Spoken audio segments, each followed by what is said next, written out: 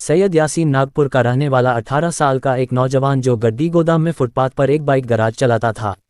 घर में उसके अलावा माँ बाप और 2 भाई थे। अक्टूबर 2019 की बात है। एक दिन यासीन गैराज पर काम कर रहा था कि उसका दोस्त आया और गाड़ी का काम किया। 19,000 रुपये यासीन को देकर कहा कि इसे अपने पास रख, मैं कुछ देर में आकर लेता हूँ। कुछ वक्त पहले वो लड़का यासीन की गैराज पर काम सीखने आया करता था, जिसकी वजह से यासीन ने वो पैसे लेकर अपने पास रख लिए। जब बहुत देर इंतज़ार करने के बाद भी जब वो लड़का नहीं आया, तब यासीन ने पैसे अपने घर ले जाकर अपनी अम्मी के पास रख दिए। यासीन नहीं जानता था कि वो किसके के पैसे हैं। बस यही मासूमियत उसकी ज़िंदगी पर वो दाग लगा गई जिसे वो कभी भुला ना पाएगा। अगले दिन पुलिस ने उसके घर पर दस्तक दी और यासीन को उन्हें पूछते हुए घर की छानबीन शुरू कर दी, जिसमें उन्हें वो पैसे हाथ लगे जो यासीन के दोस्त ने उसे कुछ देर रखने के लिए दिए थे। यासीन ने पूरा मामला पुलिस को बताया, लेकिन पुलिस को जो सबूत मिले थे वो उसी के खिलाफ थे। पुलिस उसे अरेस्ट करके थाने ले गई। वो गिड़गिड़ाता रहा, घर वाले रोते रहे, लेकिन मासूमों और बेबस लोगों की कौन सुनने वाला था। पुलिस ने कहा पूछताछ के लिए ले जा रहे हैं, लेकिन किसे पता था थोड़ी देर की पूछताछ 4 साल में बदल जाएगी। हुआ कुछ ऐसा कि जिसने यासीन के पास पैसे लाए थे वो डकैती का पैसा था, और वो लोग एक मर्डर केस में भी शामिल थे, जिसकी छानबीन करते हुए और उनकी की लोकेशन को ट्रेस करते हुए पुलिस यासीन तक पहुंची थी और सबूत के साथ यासीन को गिरफ्तार किया गया था।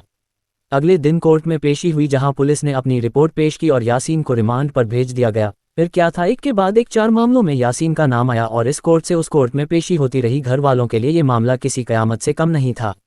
उन्हें तो कुछ पता नहीं कि उनके मासूम बेटे के साथ क्या ट्रेजेडी पेश आ गई और इस मामले से कैसे निपटा जाए। माँ बाप के लिए सबसे बड़ा सहारा औलाद का ही सहारा होता है।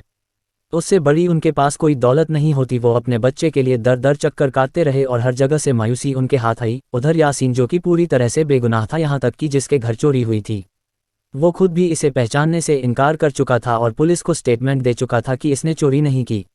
ये बयान दर्ज होता कि दूसरे चोरी के आरोप उस पर लाग चुके थे। यासीन पर गुनाह कबूल करने का प्रेशर डाला जा रहा था और उसी बीच केस की तारीख पे तारीख दी जाती रही। घर वालों ने जो कुछ पैसे उनके पास थे उससे एक वकील किया, लेकिन उससे भी बात नहीं बनी। फिर दूसरा वकील किया, उसने भी पैसे लिया, लेकिन मामले को हल नहीं कर पाया। गरीबों के लिए इंसाफ थोड़ा महंगा होता है। यासीन के साथ भी वैसे ही हुआ। इधर एक बेगुनाह कैदी जो बगैर किसी जुर्म के जेल में था, और उधर उसके घर वाले बेबसी में कैद हो गए थे। जो कुछ पैसे उनके पास थे वो पहले और दूसरे वकील ने हड़प लिए। जब उन्हें लगा कि 2 साल हो गए और वकील भी कोई पॉजिटिव जवाब नहीं दे पाए, तो उन्होंने बचत गट और रिश्तेदारों से कर्ज लेकर तीसरा वकील किया। उसने भी सिर्फ फीस मांगने के अलावा कोई काम नहीं कर पाया और 1 साल तक तीसरे वकील ने भी टाइम बर्बाद किया।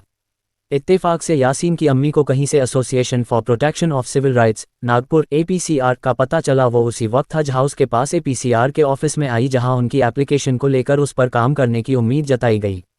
APCR नागपुर के साथियों ने मामले को गंभीरता से लेकर उस पर काम करना शुरू किया और उन सभी वकीलों की रिपोर्ट जमा की जिन्होंने यासीन के केस को डील किया था।